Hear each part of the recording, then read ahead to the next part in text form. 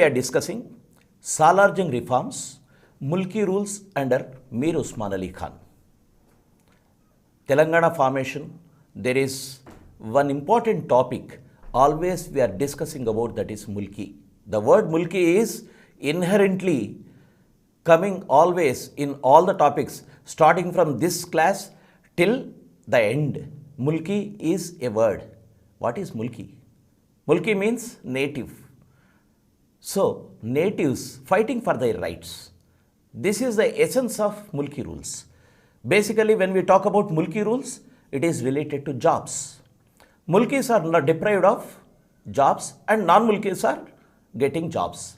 That is why from now onwards, whenever we are talking about the issues of the locals, they are fighting for the jobs. When they are fighting for the jobs, we are talking about Mulki rules.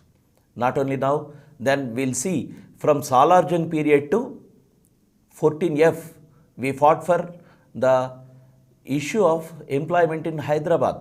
That is, it should not become free zone. Every time it is employment which is the crucial issue, which is making the agitation begin, grow and explode into a bigger movement.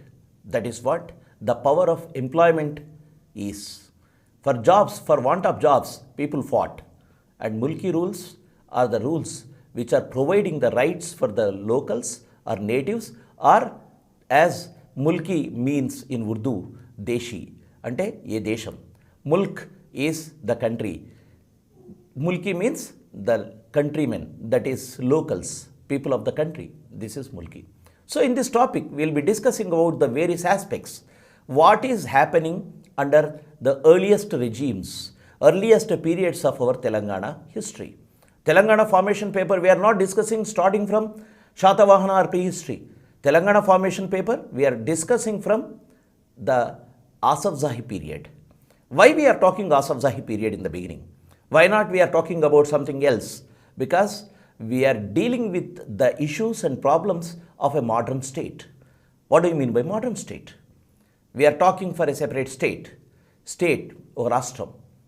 State, not Rajyam in terms of that we are talking. State is not the government I am talking. State in terms of a territory in one country. A concept of a state in one country is a modern concept. In erstwhile history also you have Vihar, biggest provinces and all those things like Aharas in Shatavahana period. Ahara is a province, but now we are calling it a state. But we are not discussing about the problems of the states or the demand or rights or the people fighting for a separate statehood. But we are having it in the modern period. Why we are having such questions?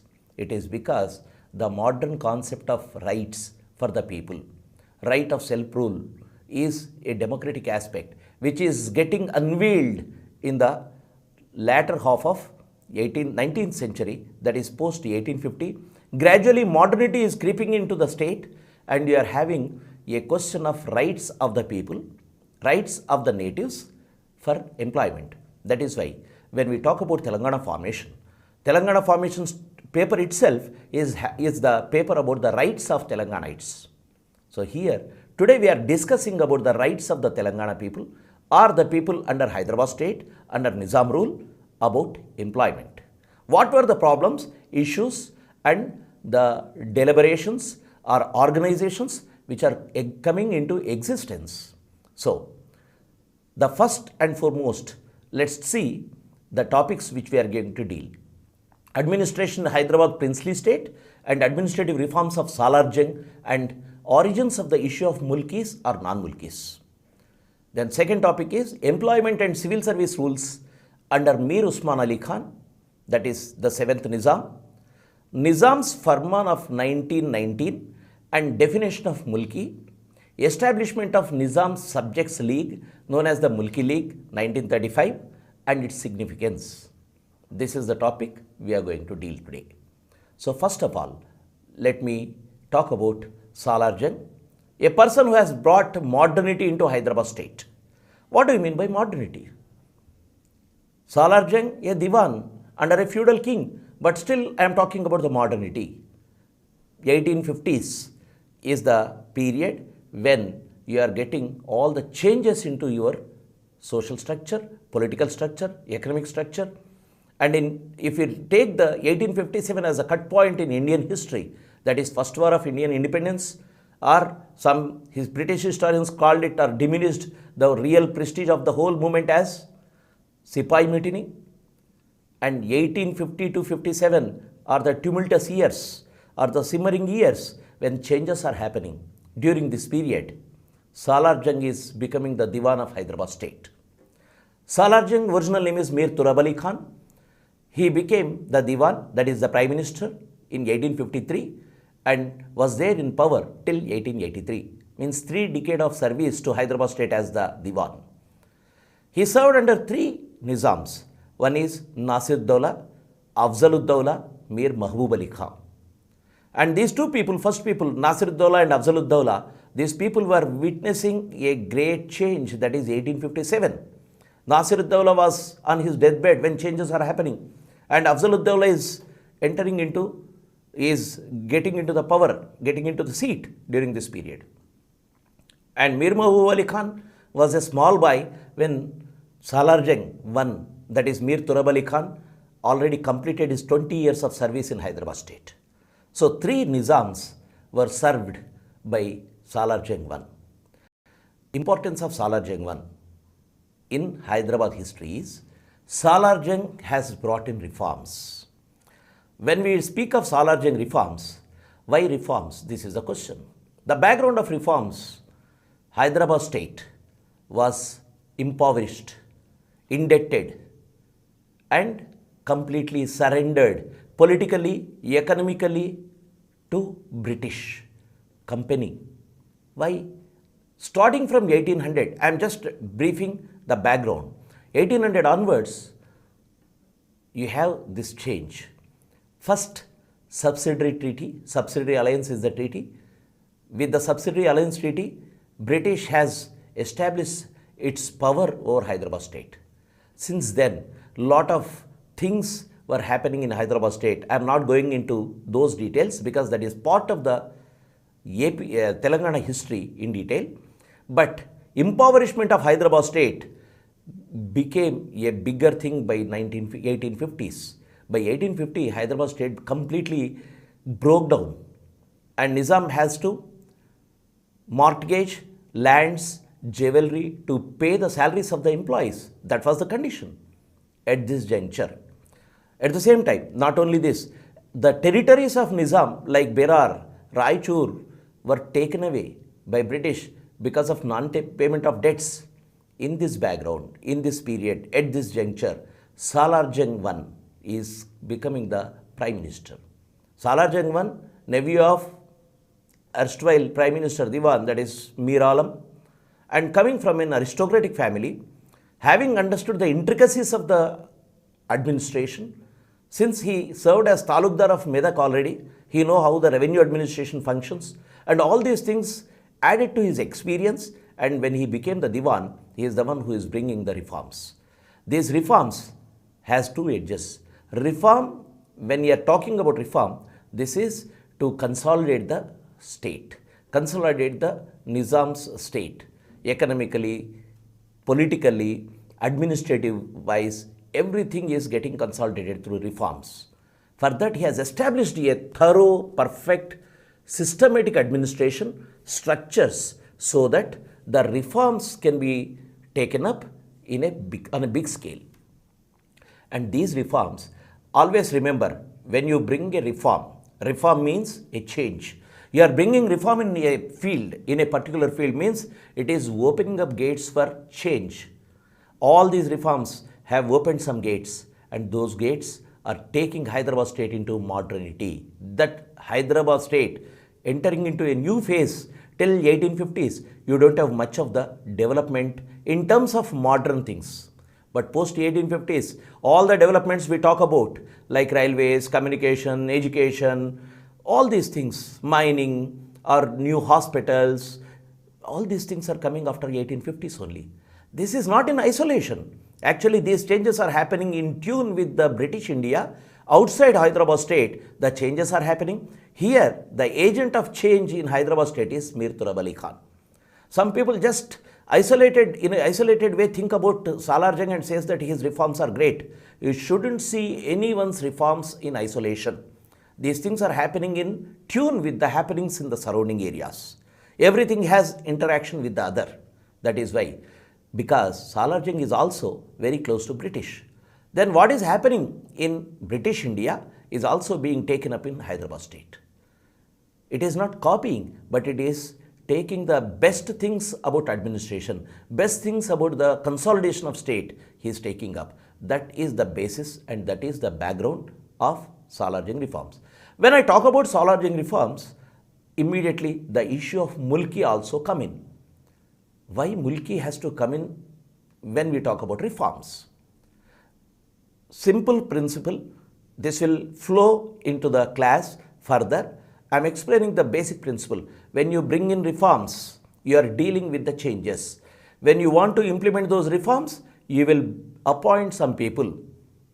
If the people who are appointed are locals, there will be no issue. If the people are not locals, if they are not from the local area, if they are not from the native places, if they are coming from some other areas because of their efficiency, they are coming into the state and becoming the officials, then the rise of Mulki and non-Mulki contradiction will be there. Remember this aspect. That's it. Nothing big, nothing less. Mulki issue has its roots in reforms itself. Because reform should be carried thoroughly and you bring in some people who are non-natives and you have the beginning of Mulki issue. This is the essence of Mulki rules, Mulki issue and SALARJUNG reforms. Because this is opening the gates for modernity. This is opening the gates for the people to come in and join the services which is not liked by the locals. That's it. Now, when we divide the whole period of SALARJUNG reforms, we have three periods. One is 1857 to 1864. This is the first phase. When the reforms are slow, establishing a grip on administration is a major aspect of this period. Because when it is beginning, you establish each and every system slowly. Then comes the middle period, that is 1864 to 1880. Then the speed of reforms is there. You can see the speedy implementation and meticulous implementation. Everything is set in a proper direction. That is the second period. And third period is 1880 to 1883. This is consolidation and the results of reforms you can see in this period. So, we divide the whole period in 1857 to 1883 because in 1883 SALARJUNG 1 is no more. In 1883 he is dead. So, the reforms in three phases and the reforms in what forms? For example, you can take financial reforms, administrative reforms, revenue reforms, judicial reforms, police reforms, reforms in army and educational reforms.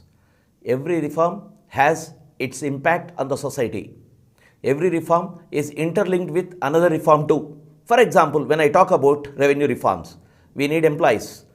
Which reform will help? Educational reform will help to get better employees. If you are coming to judicial reforms, which is important? Again, here you should have enough judges, enough vakils or lawyers, then again education. When you go to administrative reform, you should have enough money to pay for the things. Then you should appoint or adopt best possible methods to implement financial reforms. So each and every reform is related to one single word, that is the good governance or best governance. This good governance is nothing but you are maintaining all the departments in tune with the needs of the state. So let's take first financial reforms. Financial reforms, any lay person, even in homes we have this basic question. If you are in deep crisis financially, what do? You lessen the expenditure and you try to improve the income. That's it. SALARJUNG did this. He minimized the expenditure. He improved the revenue. This is the basic principle. If any book or many guides are giving so big, forget about it. This is the basic principle. And take this concept and write number of points. For example, he has removed many unproductive employees. 100 or so who were unproductive. They are not working. Their salaries are mere waste. So he sacked them. And some of the officers were getting, some of the employees were getting more pay than their real work. Then what he did? He has cut the salaries. Reduction of the salary, removal of employees, and lastly, but not least, actually before doing all these things, tried to prove that he is serious about reforms. He cut his salary also. Not only the other salary, his salary also he reduced. And thus, what is happening? He is showing an example that the financial situation can be made better by lessening the expenditure and improving the income. Improving the income is the other aspect. We'll talk about that in revenue section. Then reduction of number of soldiers. Post 1857, there is a big change. Number of soldiers held by Nizam state was huge compared to many other princely states. But what is happening post 1857? The threat of Marathas or any other kingdom to Hyderabad state is gone. There are no Marathas after 1857.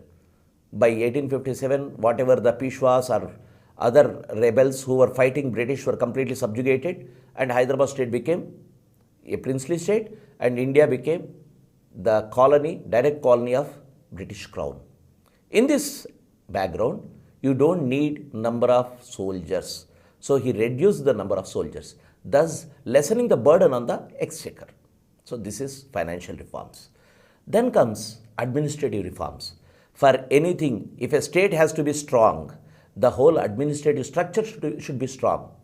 So he first reorganized the state. First point is reorganization of state. Reorganization means the whole state should be cut into according to administrative convenience, to improve revenues, to better administration revenue, law and order, anything. That is reorganizing the whole state. For example, post Telangana formation, after 3 years, we have changed our number of districts to 31 from 10. This is what reorganization of a state is. For better administration, you have to change the structures of the districts. So this man, SALARJUNG, has reorganized the state. And second important reform of administrative is he has appointed talukdars and subedars who were paid officers. In the original format before, all these people were not paid officers. They were jagirdars, they were feudals, they were paigas, and many officers who were taking the areas into their hands by auction. So they are collecting revenue but paying part of it because they have to pay what they have to pay. How much they collect, the king is not bothering. Nizam is not bothering. Now with the paid officers, you will have a change. We will see it in revenue administration. Then third aspect is Majlis-e-Malguzari in 1865 to protect the talukdar system, means administrative system. This is department. From here onwards, you will see the departments coming into existence with a proper understanding. And Sayyid Hussain Bilgrami, as personal secretary, he appointed. This Sayyid Hussain Bilgrami was an officer outside Hyderabad state, but he was efficient in administration. So he brought in to Hyderabad state, and Sayyid Hussain Bilgrami became the personal secretary. Now we can see he is trying to get the best employees from other places too. This is one of the example. Then established 14 departments. Those 14 departments, you will have a big list. Not going into those details. All these 14 departments are becoming functional and effective to make the administration a powerful one. And then come revenue systems, revenue reforms, Zilla Bandi system, and appointment of paid officers, as already I have discussed, for revenue collection. This has reduced the middlemen. Previously, the middlemen who were used to collect the revenue need not pay the whole amount. The fixed amount which has to be paid to the state was given to state, and remaining were left with those middlemen, jagirdars, zamindars, and some nobles and officials, all these people. Now, when the paid officers are coming in, you are getting the complete amount into the coffers of the state. There is no middleman. So automatically the exchequer or our coffers, mana khajana, will be brimming or full of the revenue, which previously a bigger share was going into the local landlords or local feudals. Now this is giving an additional income to the state, which the state is entitled for. Either the peasant or the state should be there. But with the appointment of these talukdars, these middlemen were completely taken away, and this is bringing in much of the revenue to Hyderabad state. Then he constituted a revenue board in 1864 and again revamped in 1854. This board was abolished and some other structure is coming. I am not going into those details because in my topic I am dealing with the reforms of SALARJUNG, which will help you to understand the Mulki issue. That is our important aspect. So all the SALARJUNG reforms, we are not going into details in this chapter. Introduction of Rayatwari system. Rayatwari system is another important system which eliminates the middleman here. Rayat, that is, Rayat is a Persian word. Rayat, Raitu, what we are calling in Telugu today, Raitu, is coming from Rayat. Rayat are a Persian word. Rayatwari system is nothing but directly the state is dealing with the farmer, peasant, and peasant is answerable to the state. So there is no middleman. That is another important aspect which has helped the revenue to get tripled. I will show you how it has tripled in the next phase. Then cancellation of Inam lands. When you cancel Inam lands, automatically Inam lands revenue will be taken by the holders of Inam. It is not useful for the state. When you cancel the Inams, what will happen? The income generated by these lands will come to the coffers of the state. So this is another important aspect. Then survey and settlement departments. Survey and settlement are crucial for the revenue collection. You should have a proper understanding how much the yield is, how much the land is, how much the productivity is of that particular piece of or bit or land. So the survey and settlement system has come in handy for revenue department to fix the tax. So these are the revenue reforms which have strengthened the coffers of the state within a short time. Then comes to judicial reforms. He has established courts at different levels and appointments of judges, and a law secretariat was appointed in 1862. Means he is making each and every department a systematized one, like the British India. Remember this. Whatever is happening here, he is taking a cue from the British Indian administration so that the state can be maintained or ruled in a proper direction. So, police reforms. Coming to police reforms, separating revenue from police. What do you mean by separating revenue and police? Previously, revenue officials were police officials and police officials are nothing but they are collecting the revenue also. There is no demarcation. Now, this separation of revenue and police departments made a lot of changes. With this, policing is completely different. Revenue focusing on completely revenue collection. And for policing, Mahkama e Kotwali. Mahkama means department. Mahkama e Kotwali. Kotwali means commissionerate. Mahkama e Kotwali, Nizamta is a spy department like thing. So all these departments were established. As once these departments were established, these departments are taking the what you call complete control of law and order or policing. Kotwali is urban policing, not rural policing. That is why today when we call Kotwal is city commissioner. And another reform in police is salaries to police personnel. In feudal periods, policing is also a feudal job like thing. They used to collect revenue and keep something for them and give remaining to the state, to the coffers of state, treasury of the state. Now they are paid officers. Since they are paid officers, they can't collect revenue. The salary they get is the income for them. He has made gradations for SPs so that bigger size districts, A grade, like that he has made gradations also.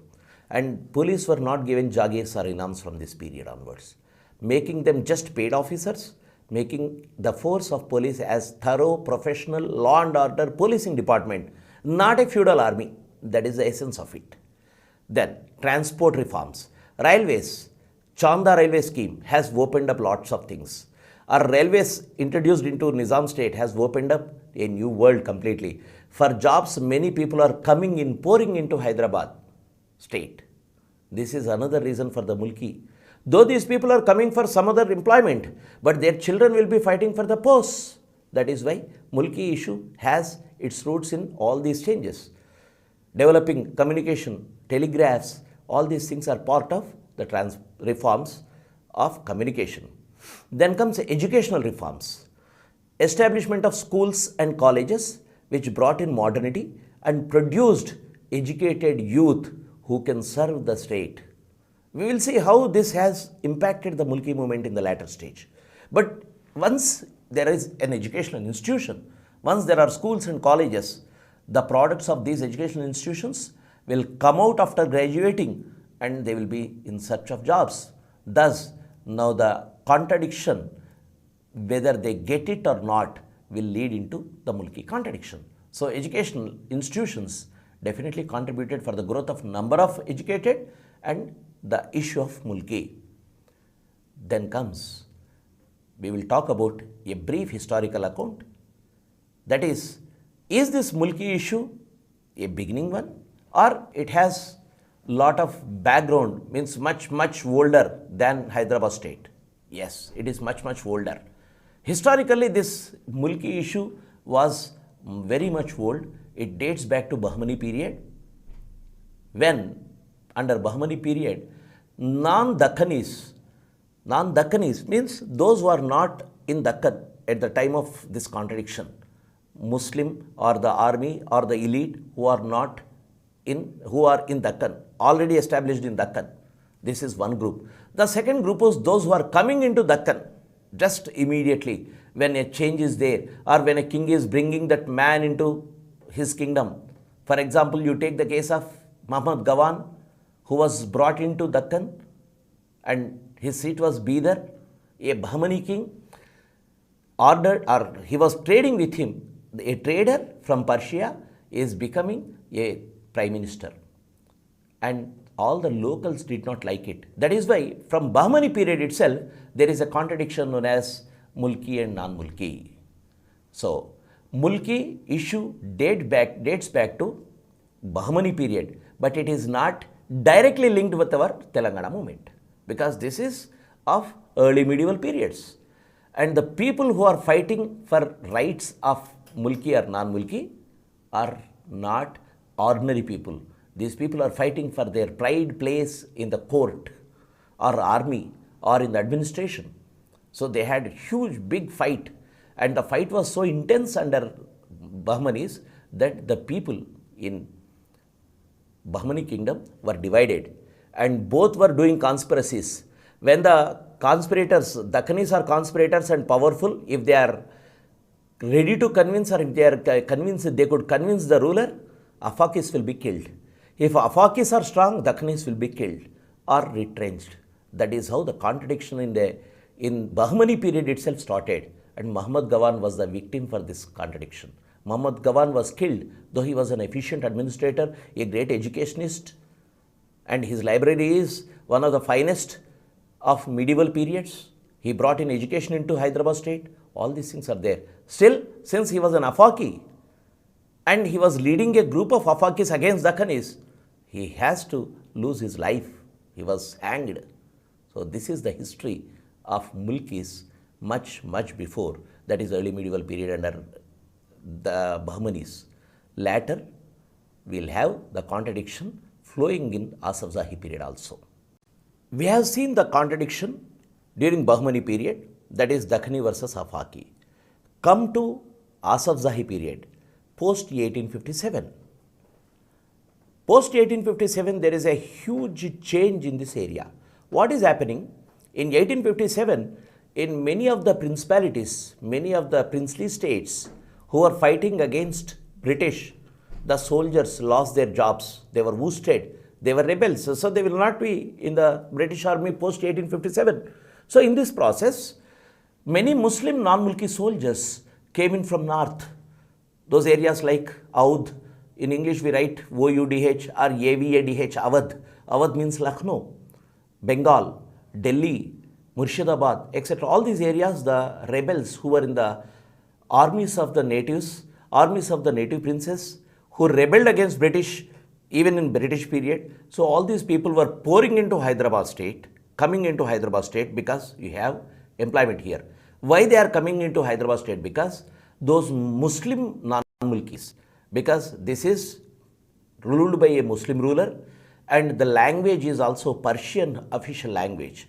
Persian official language helped lot of non-mulkis to some time, because till that time Persian is also one of the important language.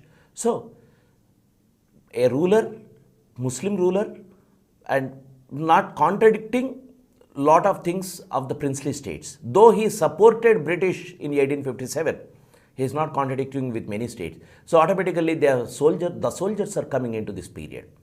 And come to the period that is SALARJUNG 1. In SALARJUNG 1 period, you have the agenda of implementing the reforms. So for implementing the reforms from North, Bengal, Bombay, Madras, all these are provinces. Bombay, Bengal, Madras, these three were the centers of British education.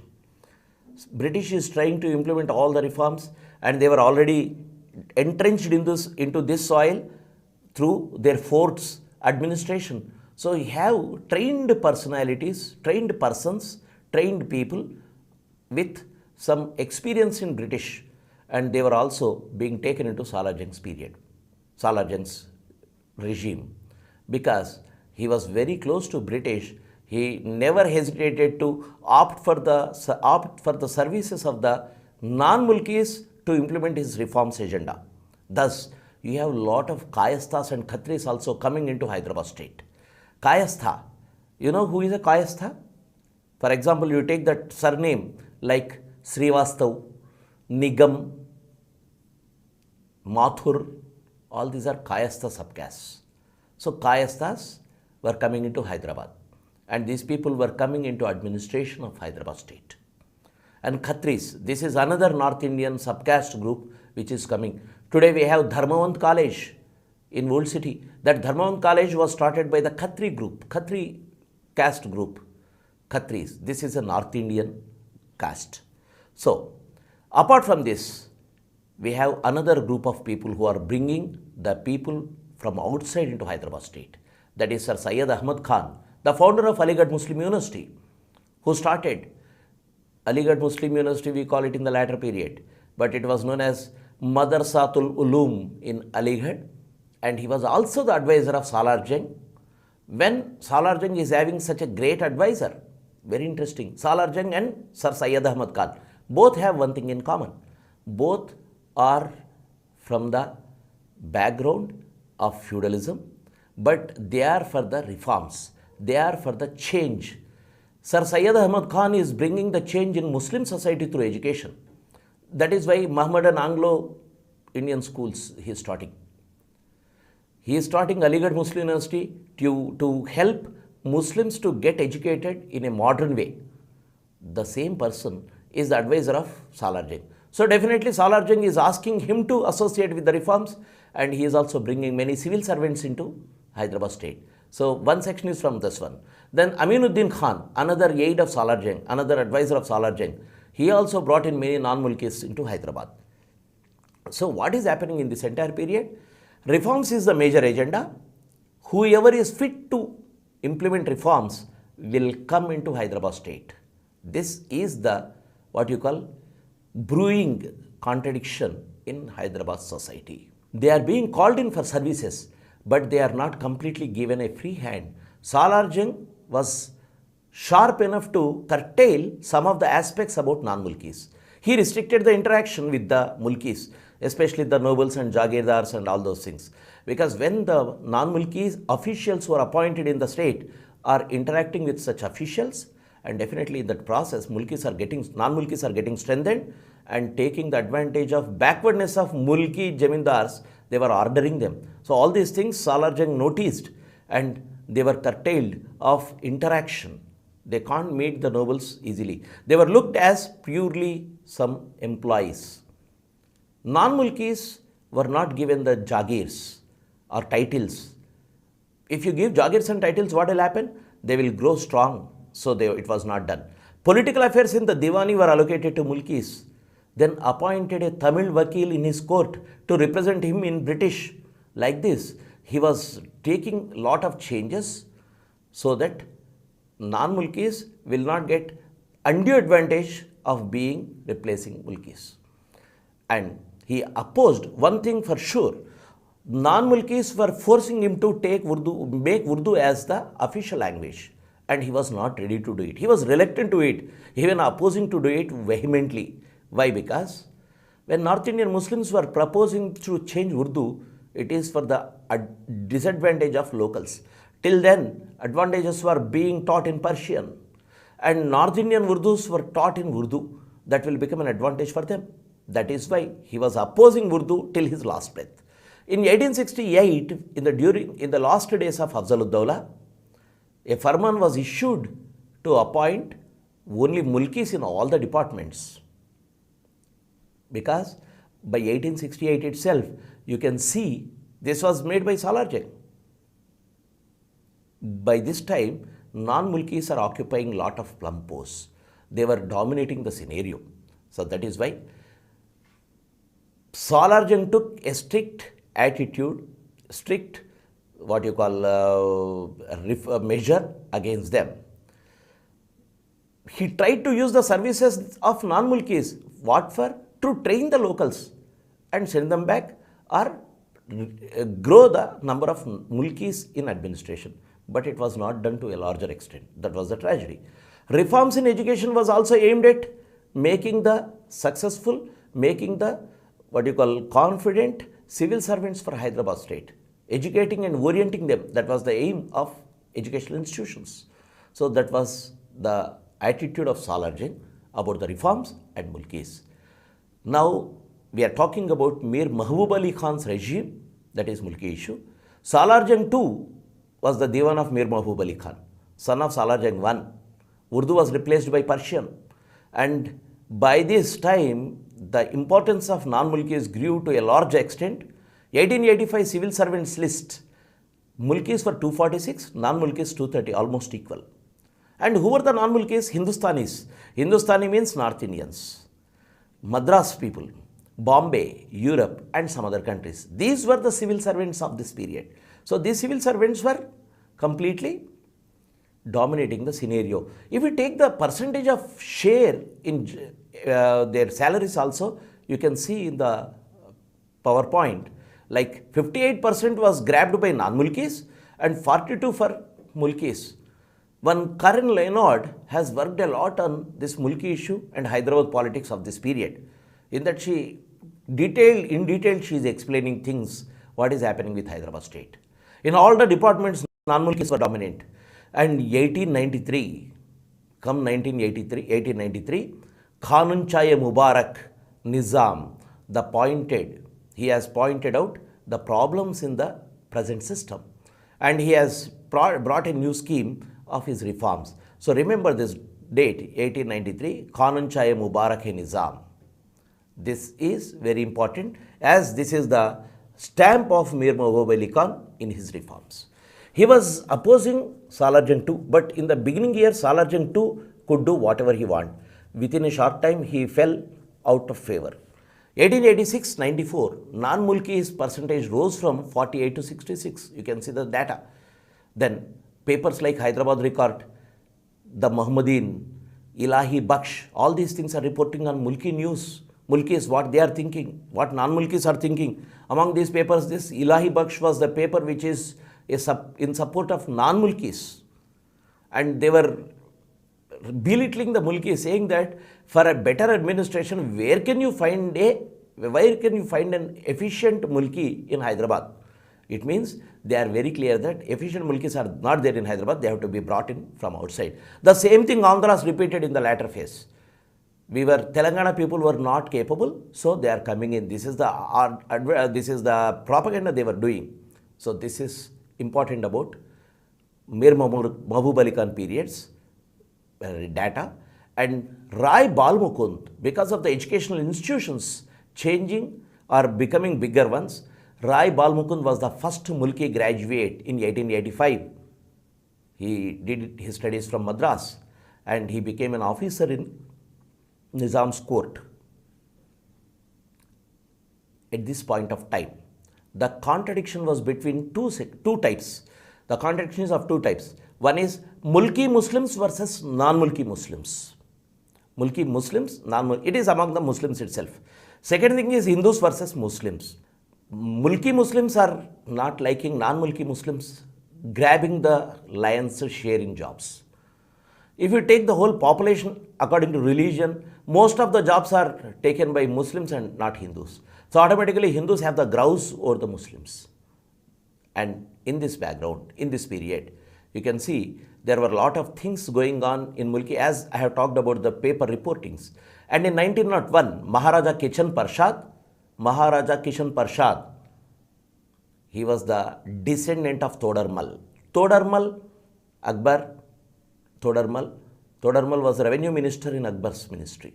So Todarmal's descendant, Maharaja Kishan Parshad, again, he is not a local. He is from outside, but settled long back. By the time of Mir Mahbub Ali Khan period, he is a local. So Mir Mahbub Ali Khan's period, Maharaja Kishan Parshad was appointed as Diwan in 1901. And he also tried to implement Mulki rules to some extent. This is about Mir Mahbub Ali Khan period. Next comes the last Nizam, that is Nizam 7th, that is Mir Osman Ali Khan Siddiqui. Mir Osman Ali Khan's Firman of 1919, as the topic states, there are some rules and regulations. As I have talked about what do you mean by Mulk and what do you mean by Mulki. These are known as Mulki rules. From now onwards, you get Mulki rules in a popular format. Always you will be talking about Mulki rules. Hyderabad Mulki rules formed part of the Hyderabad Civil Services regulations promulgated by Nizam's Firman of 1919. So this is for the civil services, these rules will apply. The rules are, no person will be appointed in any superior or inferior services without specific sanction of the Nizam if he is not a Mulki. You understand? No one will be appointed for bigger or smaller post, but at the same time, if anything has to be, any such thing has to be done exceptionally, then it has to be sanctioned by the Nizam himself. That is number one. If non-Mulki is coming, it has to be given by the Nizam permission. Second, a person shall be called a Mulki if by birth he is a subject of Hyderabad, or by residence he is the subject of Hyderabad, or children whose father, we are not talking mother because mothers were not employed. We are talking of Asafzai period. So no one considered mother as an employee or working woman. So whose father completed 15 years of service in Hyderabad at the time of the birth. That is important, underline that, at the time of birth. It is not just completing 15 of years. He should be an employee at the time of his birth. Then this Mulki rules fit. And next, wife of a person who is a Mulki. For example, a person is there. He is marrying into the other area.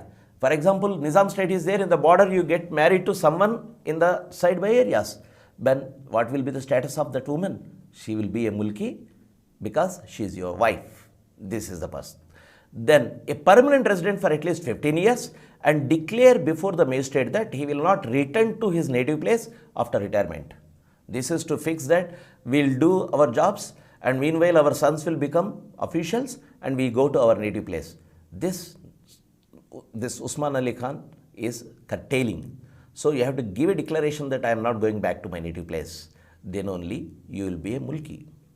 So 1919, that Babe Hukumat, that is Executive Council. Babe Hukumat is a word for Executive Council. It was replaced. It replaced the old Cabinet Council, and this 1919 Babe Hukumat is bringing in some of the reforms, some of the changes in Constitution. So Rai Balmukund was asked to make a report on constitutional reforms on the lines of Montague-Chelmsford reforms. So definitely you can see parallelly running things. There you have reforms, enact Montague-Chelmsford Act. Then here in Hyderabad state also you are talking about such changes. And in this background, in 1921, Hyderabad State Reforms Association was formed. This Hyderabad State Reforms Association was an association of the people, not of nobles. This Hyderabad State Reforms Association gave representations to Nizam about some changes. And till 1923, means first 2 years, they were talking to Nizam, they were appealing to Nizam for some changes, not bigger changes, very small changes. And in 1923, when they approached Nizam to suggest some of the alternative forms of governance, Nizam did not like it. Because he is the ruler, he has to decide what rule has to be there or not. Who are you to decide? So, in 1923, when this Hyderabad State Reforms Association went to Nizam with a report, he did not like it. Instead, he initiated the security measure or a law and order measure, you call it as, that is 53 Gasti Nishan. Under this Gasti Nishan, you have to take permission for any meeting. Political, cultural, everything, you have to take permission. So, at 53 Gasti Nishan is very important in terms of law and order, like your 144 section. You can be arrested. So, this 1923 report and met with an adverse impact of Gasti Nishan. And in this entire period, educational institutions grew in number and rise of educated mulkis, especially in English and Urdu, you can see growing. And in 1918, Osmania University has its first year, it was started. The first Firman was issued and gradually a new university is coming up, that is Osmania University. Before, our institutions were affiliated to Madras University. Now, Osmania University itself is a university on this native land. So, in this background, Usman Ali Khan issued a Firman in 1933 because 1919 Firman could not bring any change, not much change. So, agitation was done by Mulkis. And another flashpoint was when Khan Sahib from Punjab was appointed to an important position. Then Khan Sahib's appointment to an important position and no results from 1919 Mulki rules. So what happens? People started asking or demanding for protection of rights. And in this process, 1933 Firman was issued. This 1933 Firman says strict appointment of Mulkis in all the departments. This strict employment means this is like warning. So that is why this 1933 was received by the people or the leaders or the people who are who and who of Hyderabad state in a very good manner. First of all, Kotwal, Raj Bahadur Venkatram Reddy thanked the regime, that is Nizam, and other people were gathered in a big meeting to say thanks or to show gratitude to Nizam for bringing in this 1933 Firman. Who were the people who were gathering in that meeting? Like Burgul Ramakrishna Rao, Mandumla Narsinga Rao, Padmaja Naidu, daughter of Sarojin Naidu, Latif Saeed, Mir Akbar Ali Khan, Abdul Hassan Saeed, like this, all these people were part of this big movement, big meeting to thank Nizam. And 1933, they thanked Nizam for bringing such wonderful protection for the Mulkis. But this is a success, that is why they were in some high moods. So in this background, after 2 years, you see a new organization named Nizam Subjects League was formed. What is this Nizam Subjects League? Subjects means people. Nizam Subjects League is also known as Jamia Rifayam-e-Nizam, Jamia Rifayam-e-Nizam, or Nizam's People Association in plain words. It has given a major slogan, that is Hyderabad for Hyderabadis. Remember, this question was asked in one of the TSPSC examinations. Hyderabad for Hyderabadis was the slogan given by whom? That is Nizam Subjects League. And this league elected a body and Nawab Nizam Jung was the president, Burgul Ramakrishna Rao was the secretary. So a new organization, now you can see Nizam Subjects League, this is 1935. But by 1931, you have another association also that is known as Andhra Mahasabha, Nizam Rashtra Andhra Mahasabha. They were also demanding some of the demands which all the other people are doing. So, Nizam Subjects League, prior to this is Nizam Rashtra Andhra Mahasabha. Why these organizations are coming into existence which never came in 1800 or 1700? Because people understanding that we have the right. We have the right to what? We have the right to property. We have the right to live. We have the right to economy, our livelihood. All these things are the concept they are understanding. That is why when the new concept under the last phase of your capitalism is bringing in the nation, the human rights and all these things, and Burgula Ramakrishna Rao, Nawab Nizam Jung were the presidents, and that is the Subjects League. Other people like Kashinath Rao Vaidya, Madapati Hanumantrao, Mandumla Narsingarao, Latif Saeed, Ramchandra Naik, all these people were the members of this league. And Nizam Subjects League aimed obedience to Nizam, fight for Mulki rights, obedient to Nizam, because if you are obedient to Nizam, you will get some benefits. Fight for Mulki rights. This is the essence of your meeting. So, fight for Mulki rights, obedience to Nizam goes together so that you can bargain some of the rights to the people. Then, contribute to the culture and traditions, unity of communities, upliftment of downtrodden, all these things were there in Andhra Mahasabha also. But this is different from Nizam Andhra Mahasabha, Nizam Rashtra Andhra Mahasabha, because Nizam Rashtra Andhra Mahasabha is for Telugus and Nizam Subjects League is just not for Telugu. This is for the subjects of Nizam state, means people of Nizam state.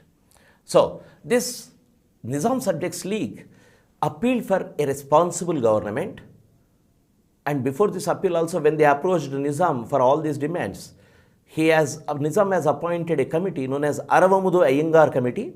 Aravamudu Iyengar, a Tamilian. Aravamudu Iyengar Committee framed Mulki rules,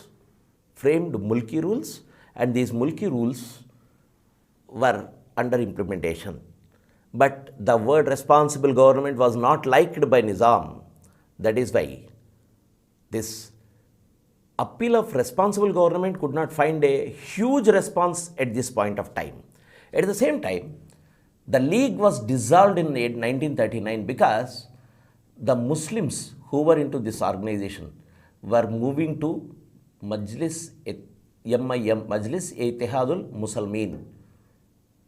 So 1930s, they are gradually shifting to that. And you have Andhra Mahasabha for Telugus. So, league lost its importance. Though it is a small purpose, it could affect for some time. Then, Nizam Subjects League has many important people who are talking about the rights. And we see a change in the entire process. What are the major aspects of this period? How do you sum up the Mulki issue? Summing of Mulki issue is very important, because what questions you may get in your examination is, how does the Mulki rules issue has affected the polity of Hyderabad state, the effect of Mulki rules on Hyderabad state, effect of Mulki issue on Hyderabad state in terms of polity. This is the question. So, you have to write the entire 1857 Asafzai period to this time Usman Ali Khan period. So, when we talk about these changes, reforms bringing into change from SALARJUNG period and finally Usman Ali Khan period, you have lot of change going on. Major aspects of this Mulki issue are, though Nizam 6 and 7, that is Mahbub Ali Khan and Usman Ali Khan, issued Firmans, the implementation was not there at a desired level. Desired level means what? It was not effectively implemented. That is one thing. As a result, you can see, because your desire is to have a big, good established state with a perfect employees, with very efficient employees, but you cannot get unless and until you train them or orient them. For thus, there is a window period, a gap. But till this period, many non-Mulkis occupied this place.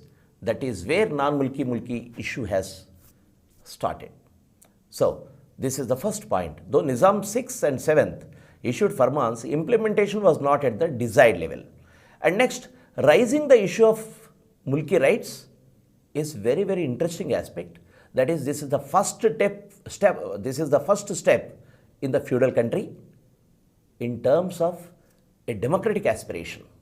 What do you mean by democratic aspiration? Under the feudal countries, under feudal rules, you don't have anything like we have a right. People never say that we have a right, we can choose you. They can't say a ruler or a king can be chosen by the people. But in a democratic setup, when you are coming, when the modernity is creeping in, sweeping in Hyderabad state, other parts of the subcontinent, that is British India, is bringing in some changes. So Hyderabad is also will not leave aloof. So automatically the changes happening is entering into Hyderabad state, and democratic consciousness of rights of mulkis for employment is beginning. This is an important question for next round of development. Means once you understand that we have a right, you will fight. If you don't have a right, you will not fight. Your consciousness will not be there that this is mine, then you will not fight. So mulki issue has brought a very, very important question, that is democratic aspiration of the natives for employment. Again, come to our modern phase, last phase of our Telangana movement. What we are talking, the same thing. We are talking about the rights of the locals, that is mulkis, in employment. So mulki issue has a great role in the entire issue of employment, resources, development and consolidation of Hyderabad state.